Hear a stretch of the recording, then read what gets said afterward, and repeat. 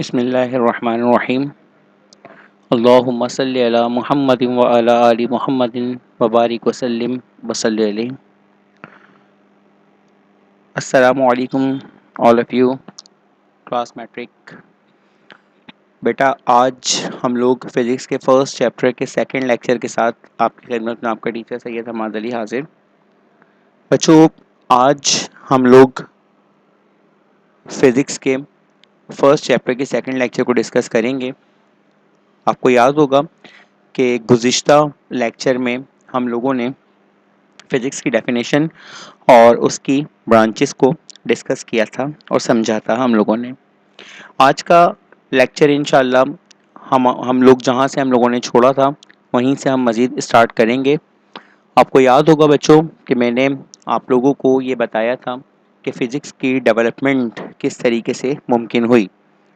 لیکن فزکس کی ڈیولپمنٹ کا مطلب یہ کہ فزکس شروع کہاں سے ہوئی اور فزکس نے کس طریقے سے ترقی کی. اگر ہم فزکس کے سٹارٹ کے بارے میں بات کریں تو یہ بات آپ سب لوگ اچھے طریقے سے جانتے ہیں کہ فزکس آج سے 10,000 سال پہلے بھی لوگ فزکس کے بارے میں جانتے تھے اور لوگوں کو اس حوالے سے معلومات تھیں. گریک پیریڈ یہ سب سے پہلا پیریڈ تھا فزکس کی تاریخ کا یا سائنس کی تاریخ کا، جو کہ 300 قبل مسیح سے لے کر سن 600 عیسوی تک کا جو دور گزرا ہے پورا، یہ تمام کا تمام دور گریک پیریڈ گزرا ہے. گریک پیریڈ میں سائنس کو آگے بڑھنے میں اور سائنس نے اسٹارٹ جو لیا وہ گریک پیریڈ سے لیا، اور اس میں ایک بہت بڑا عمل دخل جو تھا وہ اس بات کا تھا کہ گریکس لوگ جو تھے وہ یہ بات اپنے ذہن میں بٹھا چکے تھے کہ کسی طریقے سے ہم نے عام میٹلز کو سونے میں کنورٹ کرنا ہے. یا ان کے ذہن کے اندر ایک بات چلتی تھی اور وہ یہ کہ ہم کسی طریقے سے ایسی کوئی دوائی بنانے میں کامیاب ہو جائیں جس سے ہم ہمیشہ کی زندگی حاصل کر سکیں اور کبھی بوڑھے نہ ہوں اور کبھی ہمیں موت نہ آئے.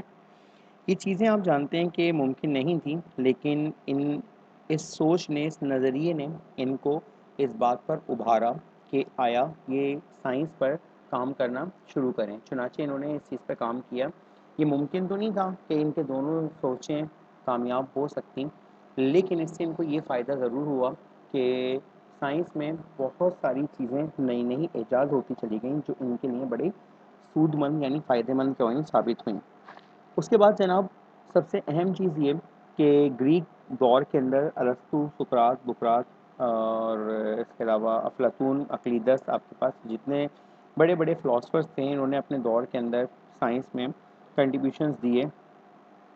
اور اس دور کے اندر بشمول آرشمیدس ایک سائنٹسٹ تھا یہ، اور یہ بادشاہ بھی تھا. انہوں نے بہت زیادہ کنٹریبیوشنز انہوں نے اس زمانے کے اندر دیے، لیکن ان کی تمام کی تمام جو توجہ تھی وہ توجہ بالکل بیسک فزکس پر تھی. خیر جب ان کا دور ختم ہوا تو ان کے دور کے بعد سن 600 سینچری سے لے کر 1600 سینچری تک کا جو دور تھا یہ دور تھا مسلمانوں کا دور. اور اس میں مسلمانوں نے 1000 سال تک سائنس پر بلا شرکت غیر حکومت کی.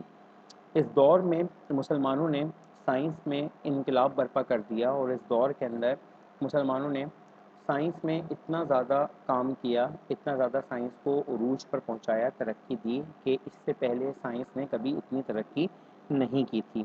اس دور میں ایجادوں کے ڈھیر لگ گئے اور بے انتہا ایجادیں کر کر کر مسلمانوں نے سائنس کو بہت زیادہ ترقی دی. اس دور میں بہت بڑے بڑے مسلمان سائنٹسٹ اور ان کے کارنامے سامنے آتے ہیں کہ جنہوں نے سائنس اور نہ صرف فزکس بلکہ نہ صرف کیمسٹری فزکس بلکہ سائنس میں بے انتہا کارنامے سر انجام دیے، اور اپنے وقت کے یہ بہت بڑے عالم ہونے کے ساتھ ساتھ مفکر، فلسفی، تاریخ دان، جغرافیہ دان، میتھمیٹیشین، فزسٹ بھی رہ چکے تھے. حقیقتاً اگر مسلم پیریڈ کے دور کا آغاز دیکھا جائے تو جیسے میں نے کہا کہ 600 سینچری کے اندر اس دور کا آغاز ہوا تھا. یہ وہ دور تھا جب ہمارے پیارے نبی صلی اللہ علیہ وسلم کی عمر مبارک غالباً 30 سال کے قریب تھی، 30 سے 29 سال کے قریب تھی. اس زمانے سے سائنس کا دور کیا ہوا، سائنس کا دور شروع ہوا. اور اس زمانے سے مسلمانوں نے ترقیاں کرنی شروع کر دیں۔ اس کے بعد یہ ترقی کا سلسلہ چلتا رہا اور 1000 سال تک یہ مسلسل ترقیاں ہوتی چلی گئیں۔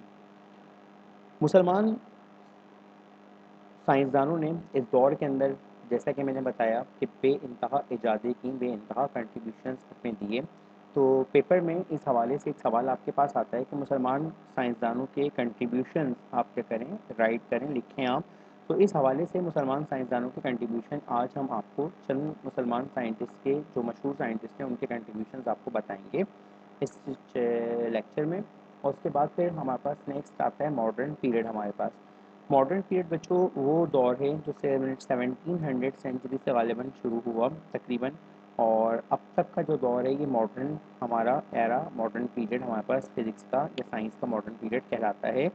اس دور کے اندر سائنس نے ماڈرن ڈیولپمنٹ کی، ماڈرن ترقی کی، اور سارے کے سارے جو غیر مسلم سائنٹسٹ تھے انہوں نے اس میں اپنا کنٹریبیوشن دیا اور آج تک دے رہے ہیں۔ اس کا ہرگز یہ مطلب نہیں کہ آج دنیا سے مسلمان سائنسدان ختم ہو گئے، ناپید ہو گئے، ایسا نہیں، بلکہ مسلمان جس طرح غیر مسلم سائنٹسٹ اپنی کنٹریبیوشن دے رہے ہیں، اس طریقے سے مسلمان سائنٹسٹ بھی اپنی کنٹریبیوشنز دے رہے ہیں سائنس میں، اور آج بھی مسلمان سائنسدان آگے سے آگے کی طرف ہیں اس سائنس کی کنٹریبیوشن میں، بٹ اس دور کی نسبت کم ہے۔ ہم لوگ چلتے ہیں اب مسلم سائنٹسٹ کے کنٹریبیوشنز کی طرف۔ اگر ہم مسلم سائنٹسٹ کے کنٹریبیوشنز کو غور کریں تو بہت سارے مسلمان سائنٹسٹ ہیں کہ جنہوں نے اپنے دور کے اندر کنٹریبیوشنز دی۔ آپ کے سامنے ایک سلائیڈ میں آپ کو نظر آ رہا ہے کہ اس میں آپ کو الکندی، یعقوب الکندی، زکریا الرازی، ابو نصر الفارابی، ابن خلدون، آپ کو ابن رشد اور آپ کو ابن سینا یعنی ابن سینا کے نام نظر آ رہے ہیں۔ یہ چند سائنٹسٹ ہیں آپ کے پاس، اس کے علاوہ بے شمار ایسے سائنٹسٹ تھے کہ جنہوں نے فزکس اور سائنس میں اپنے کارنامے دے کر سائنس کو بہت زیادہ آگے کی طرف بڑھانے میں بہت زیادہ مددگار ثابت ہوئے۔ فزکس میں ہم جن سائنٹسٹ کے بارے میں ڈسکس کریں گے ان میں سب سے پہلا نام ہمارے پاس جو سامنے آتا ہے وہ ابو علی حسن ابن الحسن کا نام سامنے آتا ہے۔ اس کو خالی اگر ابن الحسن کہا جائے تو بھی غلط نہیں ہوگا، اور ابن الحسن کو اسی نام سے پکارا جاتا ہے۔ ابن الحسن سن 695 عیسوی کے اندر 965 اے ڈی کے اندر آپ پیدا ہوئے تھے، اور عراق کے تاریخی شہر بصرہ کے اندر آپ پیدا ہوئے تھے۔ بصرہ اس زمانے میں علم و حکمت کا ایک بہت بڑا مرکز مانا جاتا تھا۔ جس طریقے سے اگر آج ایک عام ذہن ہے لوگوں کا کہ اگر کسی سے پوچھا جائے کہ اس وقت دنیا کے اندر سب سے زیادہ تعلیم یافتہ شہر یا ملک آپ کو کون سا نظر آتا ہے، تو غالباً ہر کوئی ہی امریکہ، کینیڈا یا برطانیہ کا نام لے گا۔ جس طریقے سے آج ہم امریکہ، برطانیہ یا کینیڈا کو دنیا کا سب سے زیادہ پڑھا لکھا ملک تصور کرتے ہیں، کسی زمانے میں مسلم دنیا کے اندر سب سے زیادہ، بلکہ مسلم دنیا نہیں بلکہ پوری دنیا کے اندر اگر سب سے زیادہ بڑا کوئی علم و حکمت کا مرکز سمجھا جاتا تھا تو وہ آپ کے پاس عراق کا شہر بصرہ تھا۔ بصرہ میں یہ پیدا ہوئے تھے ابن الحسن، اور یہ شخص فزکس، میتھمیٹکس، جغرافیہ، ہسٹری، فلاسفی، ایسٹرونومی، ان تمام علوم کے ماہر شخص تھے۔ یہ اپنے دور کے بہت زبردست، بہت ماہر شخص تھے۔ ان کے کنٹریبیوشن کو اگر ڈسکس کرا جائے تو ایک لفظ میں اگر میں یہ بولوں کہ ابن الحسن نے اس زمانے کے اندر آپٹکس پر بے انتہا کام کیا تو یہ بات غلط نہیں ہوگی۔ ابن الحسن اپنے وقت کے ایک بہترین آپٹکس تھے۔ انہوں نے روشنی پر یعنی بصریات پر، دیکھنا جس کو دیکھنے کہتے ہیں، اس پر انہوں نے بے انتہا کام کیا تھا، اور انہوں نے اس حوالے سے بہت ساری چیزوں کی وضاحت کی تھی۔ سب سے پہلی چیز، ابن الحسن نے دیکھنے کے حوالے سے ہمیں پرنسپل اصولوں کے بارے میں بتایا ہی give the principle of vision. انہوں نے ہمیں ویژن یعنی جو ہماری بصارت ہوتی ہے، ہمارا جو نظریہ، ہم جو دیکھتے ہیں کس طریقے سے دیکھنے کے ہم قابل ہوتے ہیں، اس کے بارے میں انہوں نے سب سے پہلی مرتبہ ہمیں بتایا، اس کے بارے میں انہوں نے وضاحت کی۔ دوسری چیز ہے describe the nature of the light. انہوں نے روشنی کی نیچر کو کیا کرا، ڈیفائن کرا۔ یہ پہلے مسلمان سائنٹسٹ تھے جنہوں نے روشنی پر بے انتہا کام کیا، اور انہوں نے روشنی کی اصل نیچر کے بارے میں ہمیں کیا کرا، ہمیں بتایا، سمجھایا ہمیں یہ، اور انہوں نے ساتھ ساتھ یہ بھی بتایا کہ it's a form of energy, یہ توانائی کی آپ کے پاس ایک قسم ہوتی ہے، آپ کے پاس یہ it's a form of energy, توانائی کی ایک قسم آپ کے پاس یہ ہے۔ اس کے بعد انہوں نے یہ بھی ہمیں بتایا کہ روشنی کی جو رے ہوتی ہے، روشنی کی جو آپ کے پاس ایک شعاع ہوتی ہے، ایک رے ہوتی ہے، اس رے کی فارمل ڈیفینیشن کیا ہوگی آپ کے پاس۔ اس سے پہلے میں نے چونکہ بتایا آپ کو کہ اس سے پہلے روشنی پر کسی نے کوئی خاص کام نہیں کیا تھا، تو سب سے پہلی مرتبہ روشنی کی باقاعدہ ڈیفینیشن بھی انہوں نے کیا کری، انہوں نے بتائی۔ Discover the two laws of reflection, انہوں نے ریفلیکشن کے دو لاز کے بارے میں بھی کیا کرا، بتایا۔ ریفلیکشن بچوں کسے کہا جاتا ہے؟ اگر آپ کے پاس ایک بال موجود ہو اور اس بال کو آپ ایک دیوار پر ہٹ کریں تو بال اس دیوار سے ٹکرانے کے بعد واپس پلٹ کر آپ کے پاس آئے گی۔ جس طریقے سے بال ٹکرا کر واپس پلٹ کر آئی، بالکل اسی طریقے سے آپ کے پاس روشنی جب کسی جگہ سے نکلتی ہے اور یہ کسی سرفیس سے ٹکراتی ہے تو ٹکرانے کے بعد یہ واپس پلٹتی ہے۔ روشنی کا کسی سرفیس سے ٹکرا کر واپس پلٹنا، یہ بیسیکلی آپ کے پاس ریفلیکشن آف لائٹ کہلاتا ہے، اس کو ریفلیکشن آف لائٹ کہتے ہیں اس کو۔ تو اس کے لاز، اس کے قانون کہ کس طریقے سے روشنی ٹکراتی ہے اور کس طریقے سے روشنی واپس پلٹتی ہے، اس کے بارے میں سب سے پہلی مرتبہ ابن الہیثم نے ہمیں بتایا۔ اس کے علاوہ ابن الہیثم نے سب سے پہلی مرتبہ پن ہول کیمرہ بھی ایجاد کرا ہے، انوینٹڈ پن ہول کیمرہ، جو آج کیمرہ ہم لوگ فوٹوگرافی کے لیے یوز کرتے ہیں، پی ایس ایل آر یا مارک سیریز، اس طرح کا تو نہیں، لیکن بالکل سمپل سا پن ہول کیمرہ سب سے پہلی مرتبہ ابن الہیثم نے بنایا تھا۔ اس پن ہول کیمرے سے یہ مدد ملی کہ آگے مزید فوٹوگرافی اور یہ کیمرے مزید ڈیولپ ہوتے چلے گئے۔ دنیا کا پہلا کیمرہ ابن الہیثم نے بنایا تھا، پن ہول کیمرہ تھا۔ ابن الہیثم کا ایک اور کنٹریبیوشن یہ بھی تھا کہ انہوں نے اس پن ہول کیمرے کی مدد سے سولر ایکلپس یعنی سورج گرہن کی تصویر بھی کھینچی تھی۔ سورج گرہن آپ جانتے ہیں کہ ابھی کچھ عرصے پہلے بھی ہوا تھا، سورج گرہن کے دن کے اندر اندھیرا ہو گیا تھا، سورج آپ کا بلیک ہو گیا تھا۔ کہتے ہیں کہ سورج گرہن جب ہوتا ہے تو ماہرین کہتے ہیں کہ اس کی طرف نظر نہیں کرنی چاہیے، کیونکہ اس سے ایسی ریز نکلتی ہیں جو کہ آپ کی آئی سائٹ کو خراب کر سکتی ہیں اور آپ کی اللہ خدا نہ خواستہ آنکھیں ڈیمیج ہو سکتی ہیں اگر کچھ شخص اس کو ڈائریکٹ دیکھے تو، اس فینومینا کو۔ اس مقصد کے لیے خاص قسم کے گوگلز، گلاسز یوز کرے جاتے ہیں کہ جس کی مدد سے اس کو دیکھا جا سکتا ہے۔ ابن الہیثم نے اس زمانے کے اندر پن ہول کیمرے کی مدد سے نہ صرف اس کی کیا کری تھی، سولر ایکلپس کی، سورج گرہن کی تصویر کھینچی تھی، بلکہ اس کے بارے میں انہوں نے وضاحت بھی کی تھی انہوں نے۔ اس کے علاوہ سب سے پہلی مرتبہ فرمیٹس پرنسپل جو پیش کیا تھا وہ ابن الہیثم نے پیش کیا تھا۔ فرمیٹ پرنسپل کسے کہا جاتا ہے؟ بچوں لائٹ ہوا میں ٹریول کر رہی ہے، ہوا سے لائٹ گزر کر مثال کے طور پر پانی یا شیشے میں داخل ہوتی ہے، تو جب ایک میڈیم سے روشنی کسی دوسرے میڈیم میں جاتی ہے، یعنی ہوا سے یا شیشے میں چلی جائے، ہوا سے پانی میں چلے جائے، ہوا سے کسی اور میڈیم میں چلے جائے، تو یہ وہ راستہ تلاش کرتی ہے جس میں اس کو کم سے کم وقت لگے گزرنے میں۔ اس کو فرمیٹ پرنسپل کہا جاتا ہے۔ اس فرمیٹ پرنسپل کو سب سے پہلی مرتبہ جس نے پیش کیا وہ ایک مسلمان سائنٹسٹ ابن الہیثم تھے۔ ابن الہیثم نے سب سے پہلی مرتبہ فرمیٹ پرنسپل پیش کیا، جو کہ بہت مشہور اور بڑا فیمس ایک قانون آگے ثابت ہوا، جس کو ہم آگے پڑھیں گے بھی انشاءاللہ۔ اس کے علاوہ ابن الہیثم اپنے دور کے ایسے زبردست سائنٹسٹ تھے کہ جنہوں نے بہت زیادہ بے شمار کتابیں انہوں نے لکھی۔ ان کی کتابوں کی تعداد غالباً 400 بھی اور غالباً 200 بھی آتی ہے کہ انہوں نے 200 سے زیادہ اور 400 سے زیادہ انہوں نے کیا کریں کتابیں انہوں نے لکھی، لیکن ان کی سب سے زیادہ مشہور کتاب جو تھی وہ تھی کتاب المناظر، جو آپٹکس کے اوپر لکھی گئی تھی کتاب، بصریات پر۔ بصریات کا مطلب آپ کے پاس دیکھنا، کہ کس طریقے سے روشنی ہماری آنکھ میں داخل ہوتی ہے، ہماری آنکھ کا اسٹرکچر کیسا ہوتا ہے اور ہم کس طریقے سے دیکھنے کے قابل ہوتے ہیں۔ اس پر انہوں نے بہت مستند اور جامع کتاب لکھی تھی، بہت کمپریہنسو بک تھی۔ اس بک کا نام تھا کتاب المناظر، اور یہ آج تک بہت زیادہ مشہور کتاب ہے اور اس کو پڑھا جاتا ہے آج بھی دنیا کی بڑی بڑی لائبریریز کے اندر۔ یہ ابن الہیثم کے کچھ کنٹریبیوشن تھے۔ ابن الہیثم کے کنٹریبیوشن کے بعد اگر ہم آگے کی طرف چلتے ہیں تو ہمارے پاس ابو ریحان البیرونی، صحیح ہے، ابو ریحان البیرونی ہمارے پاس ایک سائنٹسٹ آتے ہیں۔ ابو ریحان البیرونی قصبہ بیرن کے اندر، یہ افغانستان کا ایک قصبہ تھا، اس میں یہ پیدا ہوئے تھے۔ 700 عیسوی کے قریب ان کی پیدائش ہوئی تھی اس زمانے میں، اور افغانستان کے حالات اس زمانے کے اندر سازگار تھے، بہتر تھے، اتنے بہتر تھے کہ کم از کم علم و حکمت کا وہاں پر کام چلتا رہتا تھا۔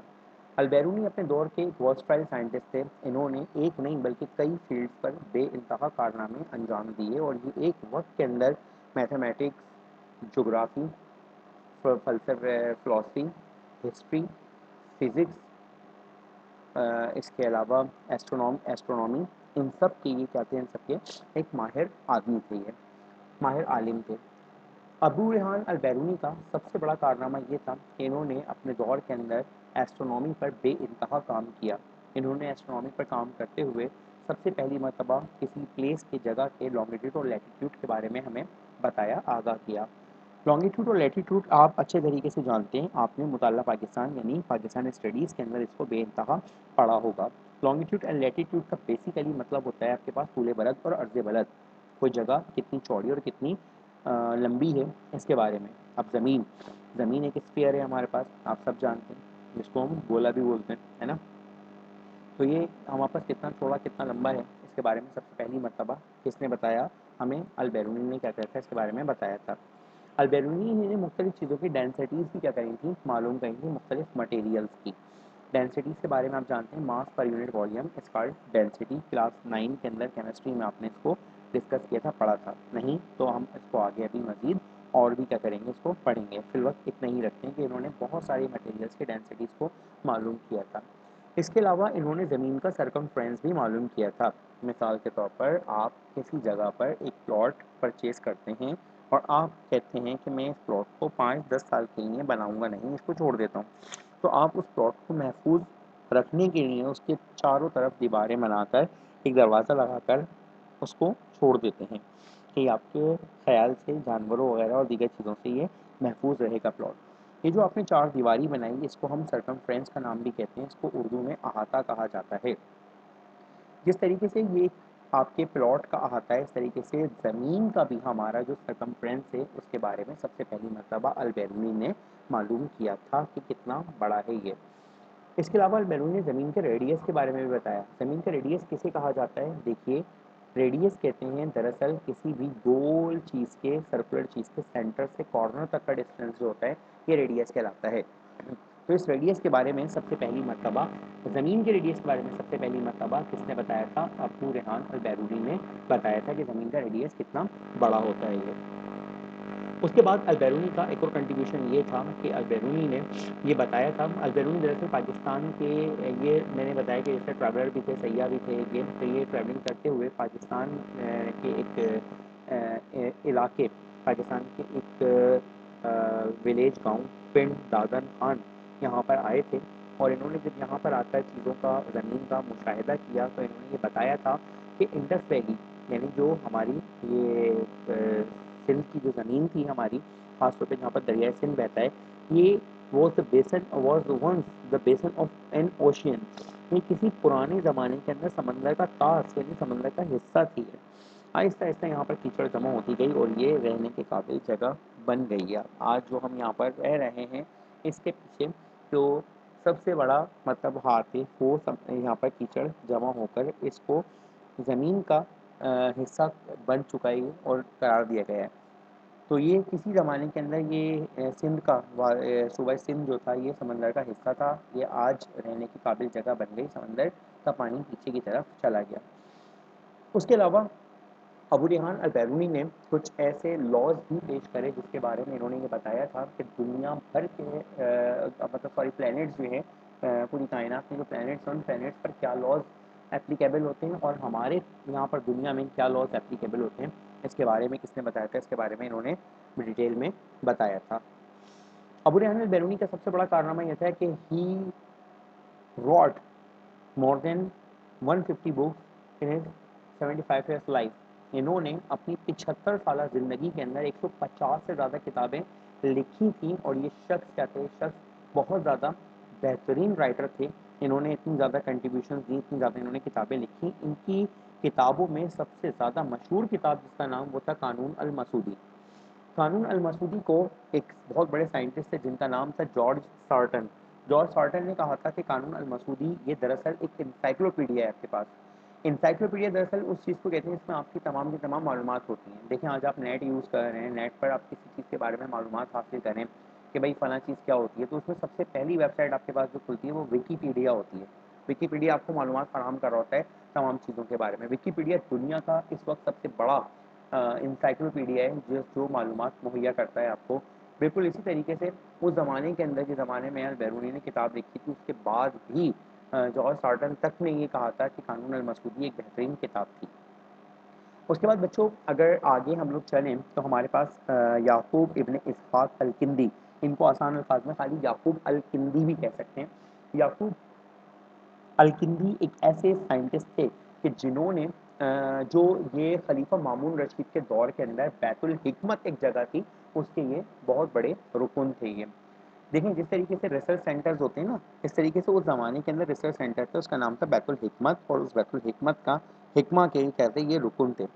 ان کو خلیفہ مامون رشید نے اس بات پر لگایا تھا کہ آپ نے یونانی حکیم حکمہ جو تھے، انہوں نے جو اپنے دور کے اندر کتابیں لکھی یونانی زبان کے اندر، آپ ان کو ٹرانسلیٹ کریں عربک کے اندر تاکہ مسلمان ان کتابوں سے فائدہ حاصل کر سکیں۔ چنانچہ یہ اتنے زبردست مفکر فلسفی تھے کہ انہوں نے اس زمانے کے اندر یونانی حکمہ کے کام کو ترجمہ کرنا شروع کرا۔ اور ظاہر سی بات ہے سائنسدان کی کتاب کو ٹرانسلیٹ کر بھی ایک سائنٹسٹ ہی کر سکتا ہے، کیونکہ وہ بہترین طور پہ سمجھ سکتا ہے کہ اس شخص نے کیا کیا چیزیں اس میں بیان کری ہیں، لکھی ہیں۔ چنانچہ الکندی کا یہ کام تھا۔ الکندی بصرہ میں پیدا ہوئے تھے اور انہوں نے آواز پر بے انتہا کام کیا تھا۔ ان کا کام ان کا کنٹریبیوشن جو بڑھا جاتا ہے وہ آواز پر کام ہے ان کا۔ یعقوب الکندی نے اپنے دور کے اندر میٹرولوجی پر، اسپیسیفک گریویٹی پر اور ٹائڈس پر انہوں نے بے انتہا ویوز وغیرہ جو ہوتی ہیں ان پر انہوں نے بے انتہا رسائل لکھے تھے اور اس کے بارے میں انہوں نے وضاحتیں پیش کی تھیں اس زمانے کے اندر انہوں نے۔ اس کے علاوہ یعقوب الکندی کا ایک اور بڑا کام یہ تھا کہ انہوں نے آپٹکس پر کام کرتے ہوئے، یعنی روشنی پر کام کرتے ہوئے انہوں نے ریفلیکشن آف لائٹ کے بارے میں بھی بتایا تھا۔ ریفریکشن آف لائٹ کے بارے میں بھی انہوں نے بتایا تھا کہ کس طریقے سے لائٹ کی ریفلیکشن ہوتی ہے، اور اسی سے ریلیٹڈ انہوں نے یہ بھی بتایا تھا کہ آسمان کا نیلا رنگ کیوں ہوتا ہے، اس کی وضاحت بھی انہوں نے کی تھی انہوں نے۔ اس کے بعد آگے اگر چلیں تو یعقوب الکندی کا ایک اور کارنامہ یہ تھا کہ یعقوب الکندی نے میوزک کو، صحیح ہے، انہوں نے فریکوینسیز پہ کیا کہا تھا، سیٹ آؤٹ کیا تھا۔ اگر آپ دیکھیں وہ کارٹون آپ نے دیکھے ہوں گے ٹام اینڈ جیری، یقیناً اس ٹام اینڈ جیری کے اندر آپ نے دیکھا ہوگا وہ بنے ہوئے آتے ہیں کیا نام ہے اپنا میوزک کے، صحیح سر ٹائپ کے بنے ہوئے نظر آ رہے ہوتے ہیں، وہ آپ نے دیکھا ہوگا عجیب سی رائٹنگ کے اندر لکھے ہوئے ہوتے ہیں جس کو دیکھ کر میوزک بجا رہے ہوتے ہیں۔ اس طریقے سے سروں میں ترتیب دینے والے جو تھے سب سے پہلی مرتبہ وہ کون تھے، وہ یعقوب الکندی تھے جنہوں نے میوزک کو اس طریقے سے سروں میں ترتیب دیا تھا۔ یہ عرب کے وہ سائنٹسٹ تھے مسلم دور کے کہ جنہوں نے اپنے دور کے اندر بہت زیادہ سائنس پر، فزکس پر کیا کرا تھا، کام کیا تھا۔ اب ہم چلتے ہیں پاکستانی سائنٹسٹ پر۔ پاکستانی سائنٹسٹ کسی طریقے سے پیچھے نہیں رہے تھے، پاکستانی سائنٹسٹ نے بھی اپنا لوہا منوایا اور آج تک پاکستانی سائنٹسٹ دنیا کے اندر سائنس میں اپنے اپنے حصے کا کام کر رہے ہیں۔ آج ہم جس سائنٹسٹ کے بارے میں بات کرنے جا رہے ہیں وہ ہیں ڈاکٹر عبدالسلام۔ ڈاکٹر عبدالسلام یہ ضلع جھنگ میں پیدا ہوئے تھے پاکستان کے۔ پاکستان بننے سے پہلے احمدی گھرانے سے، یعنی قادیانی گھرانے سے یہ تعلق رکھتے تھے، یہ احمدی جماعت سے یہ تعلق رکھتے تھے۔ انہوں نے اپنی ابتدائی تعلیم یہیں سے حاصل کی اور اعلیٰ تعلیم حاصل کرنے کے لیے کہ یہاں سے باہر چلے گئے۔ انہوں نے اپنی اعلیٰ تعلیم مختلف جگہوں سے حاصل کری، دین بعد میں یہ اٹلی پہنچ گئے جہاں پر انہوں نے باقاعدہ وہاں سے پی ایچ ڈی کرنے کے بعد انہوں نے وہاں پر اپنا ایک ریسرچ، انٹرنیشنل ریسرچ سینٹر بنایا ہے، international centre of theoretical physics کے نام سے انہوں نے اپنا ایک سینٹر بنایا جہاں پر دنیا بھر کے سائنٹسٹ فزکس میں ہونے والی مختلف قسم کی ڈسکوریز پر، مختلف قسم کی تھیوریز پر، مختلف قسم کی چیزوں پر کام کیا کرتے تھے۔ یہ اس سینٹر کے ایک بہت اہم اس کو انہوں نے قائم کرنے والے یہ ایک اہم شخص تھے۔ یہ انہوں نے وہیں پر کام کرتے ہوئے گرینڈ یونیفیکیشن تھیوری پیش کی تھی۔ گرینڈ یونیفیکیشن تھیوری، جی یو ٹی، جی یو ٹی یعنی گرینڈ یونیفیکیشن تھیوری۔ انہوں نے گرینڈ یونیفیکیشن تھیوری پیش کی تھی۔ بیسیکلی یہ تھیوری جو تھی یہ چند فورسز کے بارے میں تھی۔ یہ کچھ ایسی فورسز تھیں جن پر انہوں نے کیا کہا تھا، جن پر انہوں نے کام کیا تھا، جن پر انہوں نے جو ہے نا کام کیا تھا۔ تو یہ وہ تھیوریز تھیں جنہوں نے اس پر کیا کہتا ہے، جنہوں نے اس پر کام کیا تھا، اور اس پر کام کرنے کے سلسلے میں ان کو 1979 کے اندر 1979 کے اندر ان کو نوبل پرائز دیا گیا تھا. He was the first Pakistani Muslim was the first Pakistani scientist who awarded Nobel Prize. یہ پہلے پاکستانی سائنٹسٹ تھے جن کو نوبل پرائز ایوارڈ کیا گیا فزکس میں کام کرنے پر. تو ڈاکٹر عبدالسلام نے یہ ان کو انعام دیے، ان کو یہ پرائز دیا گیا، پہلے پاکستانی سائنٹسٹ تھے. انہوں نے اپنی زندگی وہیں پر گزاری کافی، انہوں نے وہاں پر کنٹریبیوشنز کافی دیے اپنے. اس کے بعد پاکستان اپنے آخری وقت میں پاکستان آ گئے اور یہیں پر آ کر ان کا انتقال ہوا اور یہ پاکستان کے اندر مدفون ہیں. یہ اس کے بعد دوسرے scientist, great scientist doctor Abdul Qadeer Khan صاحب.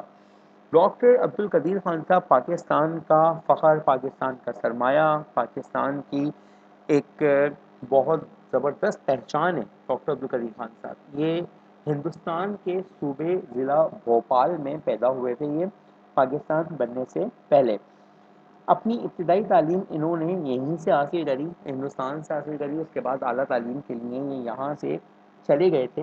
انہوں نے ہالینڈ میں جا کر ایم ایس سی کی وہاں پر ڈگری لی، اور ایم ایس سی کی ڈگری لینے کے بعد یہ پھر بیلجیم کی لیون یونیورسٹی سے انہوں نے پی ایچ ڈی کری. اور اس کے بعد یہ دوبارہ انگلینڈ آ گئے، اور انگلینڈ میں آنے کے بعد انہوں نے ایک ایکسپرٹ کے طور پر یونیریکو انریچمنٹ پلانٹ ہالینڈ کے اندر انہوں نے کام کرنا شروع کرا. ہالینڈ واپس آ گئے اور انہوں نے ہالینڈ میں کام کرنا شروع کیا.